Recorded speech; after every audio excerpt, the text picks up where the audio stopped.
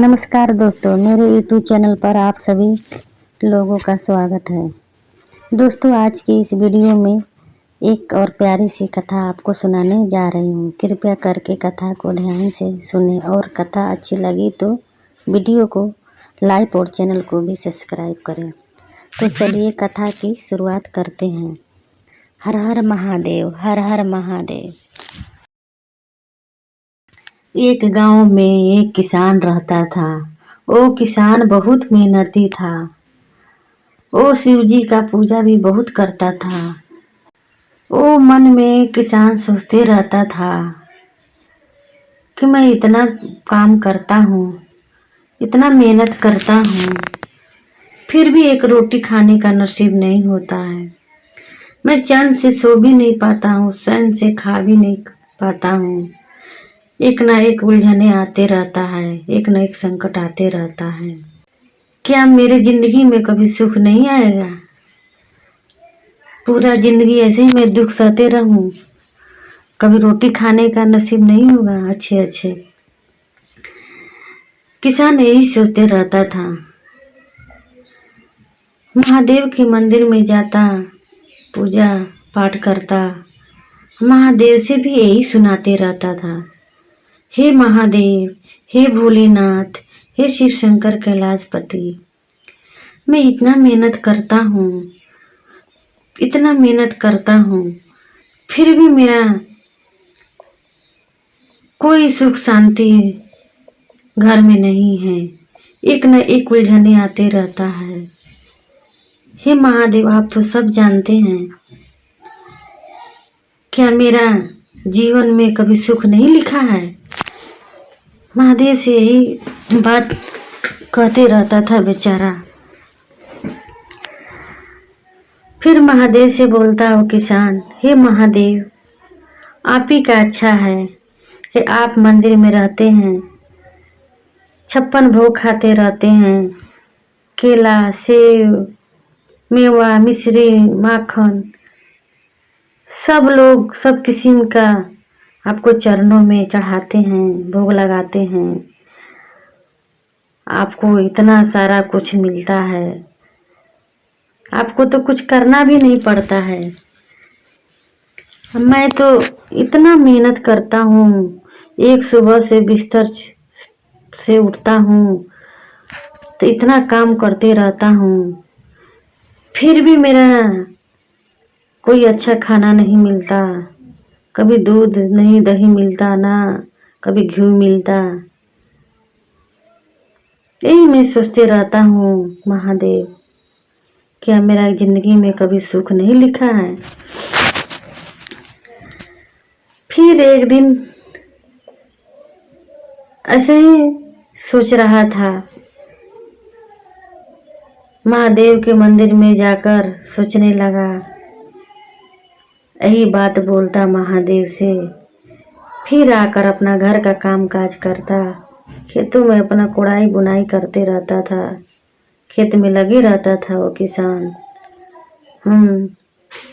गांव वाला एक दिन बोलने लगे, एक किसान रात दिन खेतों में मेहनत करता है, हाँ, घर में भी सारा दिन करते रहता है, फिर भी उसके घर जाओ न सूखी रोटियां मिलती है, नमक मिलती है। जब देखो नमक रोटी खाते रहते हैं। ऐसा काम करके क्या होगा कि जो हम अच्छे खा नहीं पाते। गांव वाला यही बोलते रहता था कि तू इतना काम करता है, फिर भी तेरा नमक रोटी नसीब है, तेरे को अच्छा अच्छा खाना नहीं मिलता। हाँ, देखो हम तो काम भी नहीं करते हैं, तेरे जैसे मेहनत भी नहीं करता हूँ, फिर भी मेरे घर में जाके देख, सारा चीज भरा हुआ है, दूध से लेकर दही, घी, हरा हरा सब्जी, कौन चीज मेरे घर में फल फ्रूट काजू किशमिश सही पड़ा है। जाके देख, मेरे बच्चे पति पत्नी सारे हम लोग खाते हैं। देखो तू देख कैसा है। फिर सारा काम घर का खेत का काम कर और कर फिर किसान चल पड़ा महादेव का मंदिर में। महादेव से अर्जी लगाने लगा, रोने लगा। हे महादेव, हे भोलेनाथ, हे शिव गुरु, अब तो गुरुओं को गुरु हैं, देव को देव महादेव हैं। मैं इतना काम करता हूँ, इतना मेहनत करता हूँ, आपका नाम भी भजते रहता हूँ, मंदिर दरबार में भी आता हूँ, फिर इतना मेरे दुख क्यों? जो ना कभी आपको नाम लेते हैं, ना कभी वो अच्छे से मेहनत कर पाते हैं, ना कभी पूजा पाठ करते हैं, फिर उनको घर में धन दौलत सब चीज भरा हुआ है। महादेव, ये आपका कैसा लीला है महादेव, कि भरने वालों को और भरते हैं, ना भरने वाले को नहीं भरते हैं, क्यों महादेव? फिर महादेव फिर बोले, महादेव अपने मन में सोचने लगे कि ये बेचारा बहुत परेशान है, बहुत दुखी है, इसका गांव वाला भी ऐसे ताना मार रहा है, ये कर रहा है, फिर भी बेचारा गम खा के रह जा रहा है, किसी से बात नहीं करता है, किसी का मुंह नहीं लगता है। तो बोलने दो, बोलता है तो मेरा नसीब का दोष है, किस्मत का दोस्त है। मेरे दरबार में आया है, कैसे ऐसे जाने दो उसको। फिर महादेव वहां पर प्रकट हुए, बोले हे भक्त, बोलो क्या चाहिए, तेरा भक्ति से मैं प्रसन्न हूँ, जो चाहिए वो मांग लो। फिर वो किसान उनको चरणों में गिरकर रोने लगा, बोला हे महादेव, मुझे कुछ नहीं चाहिए, बस इतना ही चाहिए कि अपना आशीर्वाद कृपा बनाए रखिए, अपने चरणों में मुझको लगा लीजिए, बस घर में सुख शांति आ जाए महादेव। कितना कमाने के बाद मेरा घर में सुख शांति नहीं है। फिर महादेव बोलने लगे किसान से, हे भक्त, तेरा भी किस्मत बदलेगा, तेरा भी भाग्य बदलेगा। बहुत समय तो बीत गया और कुछ ही समय रह गया, तेरा दुख सुख में बदल जाएगा, चिंता मत करो भक्त, ये सब अपना कर्म का ही अनुसार फल मिलता है। पिछले जन्म में तूने बहुत बड़ा पाप किया था, किसी को हक, किसी को जायदाद हड़प लेता था, बहुत लोगों को सताता था, वही डंडे इस जन्म में मिल रहा है। मगर तेरा दुख का समय अब खत्म हुआ, अब तेरा भाग्य बदलने वाला है। फिर इतना कहकर महादेव अंतर्ध्यान हो गए। किसान वहां से चल पड़ा। चलते चलते एक साधु मिला। साधु पूछने लगा, बेटा कहाँ गया था? किसान बताने लगा कि मैं मंदिर से आ रहा हूँ बाबा। फिर बाबा पूछने लगे, आज बहुत खुश लग रहे हो बेटा, क्या बात है? फिर किसान बताने लगा, बाबा आज मेरे महादेव दर्शन दिए, आज मेरा महादेव ये भी बोले अब तेरा भाग्य बदलने वाला है, तेरा दुख सुख बदलने वाला है, इसीलिए बाबा मैं आज बहुत खुश हूँ। फिर बाबा सोचने लगे कि इसको महादेव कैसे दर्शन दे दिए, मैं तो इतना दिन से जप तप कर रहा हूँ, पूजा पाठ कर रहा हूँ, तपस्या कर रहा हूँ, आज तक से भगवान मेरे से बात नहीं किए, दर्शन नहीं दिए, आज इसको कैसे दर्शन दे दिया, जो रात दिन खेतों में लगे रहता है, अपना परिवार में लगे रहता है, मेरे इतना पूजा भी नहीं कर पाता है, तो इसको भगवान कहाँ से मिल जाएगा। साधु यही बात सोचने लगा। किसान जब घर गया, पत्नी को आवाज़ लगाया, पत्नी बाहर आई, पत्नी से भी सारा बात बताया। पत्नी भी सोचने लगी, एक से एक बड़ा बड़ा साधु संत तपस्या में लगे रहते हैं, आज तक से दर्शन नहीं देते हैं, भगवान इन्हें कैसे दर्शन दे दिए। पत्नी भी सोचने लगी फिर रात हुआ, जब किसान सोया रात में, फिर महादेव सपन में आए, बोलने लगे, हे बेटा, तेरा घर के पीछे जो बांस लगा है उसमें जाना, वहाँ पर बहुत हरा हरा घास लगी है, वही घास साफ करके वहाँ खुदाई करना। वहीं पर एक बहुत घड़ा मिट्टी में दबी हुई है। इतना बात कहकर महादेव चल पड़े। फिर किसान का नींद टूटा तो सोचने लगा कि महादेव से मैं हकीकत बात कर रहा था कि सपने में। यही सोचने लगा, जो महादेव बोले थे सारा बात याद था। सुबह जैसे हुआ वो कुदाल लेकर गया, बांस के अंदर गया, बीच में हरा हरा घास लगे थे, हरी हरी घास खूब लगी थी। वो घास को साफ किया, वहाँ से कुदाल से कुटते गया 2-3 फुट नीचे खोद लिया। फिर देखता है इतना चमकते हुए घड़ा, वो चमक दमक घड़ा, इतनी सुंदर घड़ा कि वैसा घड़ा कभी देखा नहीं था किसान। वो घड़ा को निकाला, घड़ा जब उठाया तो बहुत भारी था। फिर अपना घर में ले आया, पत्नी को बुलाया, पत्नी बाहर निकली।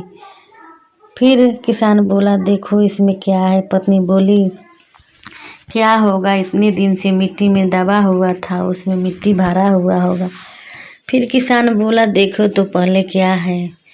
फिर उसकी पत्नी देखने लगी, जब देख रही है तो इतने हीरा मोती सोना चांदी है, इतना चमक रहा है घड़े के अंदर। किसान की पत्नी की आँख फटी के फटी रह गई। सोच भी नहीं सकती थी कि घड़ा में इतना चीज़ कहाँ से आया, किसने रखा था, किसने मिट्टी के अंदर रखा था। यही सोचते रही। फिर किसान को महादेव के बात याद आया कि मंदिर में भी मैं गया था तो महादेव दर्शन दिए थे। और महादेव बोले थे भाग्य बदलने वाला है, सपन में भी आए थे। ये महादेव ही दिए हैं, मेरा भाग्य बदल जाएगा। अब ये महादेव का ही लीला है, महादेव का ही माया है। ओ सोना चांदी हीरा मोती लेकर चला गया, सुनार के दुकान पर चला गया, वहाँ पर बेचकर पैसा बहुत सारे लाया, बहुत अच्छे अच्छे घर बनाया, गाड़ी खरीदा, गहना गुड़िया बनाया, कपड़े लता लाया। उसके घर में दास दासियाँ रहने लगा, नौकर चाकर। गाँव वाला बहुत सोचने लगे किसके पास पैसा आया कहाँ से, बहुत सोचने लगे। इतना में ही वो साधु भी आ गया। साधु भी सोचने लगा कि इतना दिन से मैं देख रहा हूँ इसका घर तो टूटी फूटी है, आज मैं इसका घर देख रहा हूँ तो महल जैसा है, किसका जैसा किसी को घर भी नहीं है, इतना धन दौलत भी भर गया। इतना खुश था, सही बता रहा था कि महादेव दर्शन दिए थे, हम महादेव भाग्य बोले थे कि बदल जाएगा। सच में महादेव का ही लीला है। फिर साधु आकर किसान के घर जाकर किसान को प्रणाम किया, बोलता है, धन्य है तू,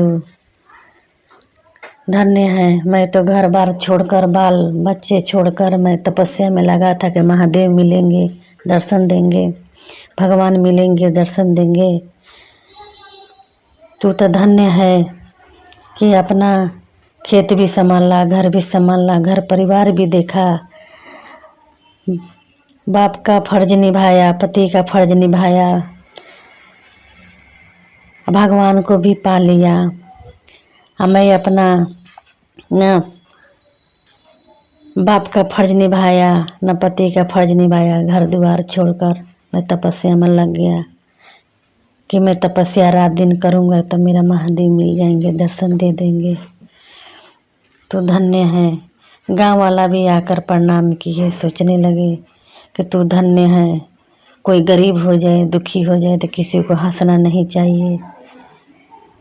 अगर सहयोग करने लायक है तो उसको सहयोग करना चाहिए। उसको कभी देख के जलना नहीं चाहिए, ताना नहीं मारना चाहिए, क्योंकि दुख सुख भाई है। ये दुख सुख आते जाते रहता है। आज दुख है तो जरूर सुख आएगा, आज सुख है तो जरूर दुख आएगा। ये सब तो किस्मत का ही लिखा हुआ है। हम आप जैसा करेंगे वैसा ही पाएंगे। खेतों में अच्छा बोएंगे तो अच्छा ही काटेंगे। तो मनुष्य के हमेशा अच्छा ही कर्म करना चाहिए। किसी को देख के जलना नहीं चाहिए, किसी के प्रति बुरा नहीं सोचना चाहिए। महादेव जितना ही दिए उतना ही में खुश रहना चाहिए, उतना ही में खुश रहना चाहिए। मेरी कथा यहीं से समाप्त हुई। अगर मेरी कथा अच्छी लगी तो वीडियो को लाइक करें, सब्सक्राइब करें, कमेंट बॉक्स में हर हर महादेव लिखे। फिर मिलूंगी अगले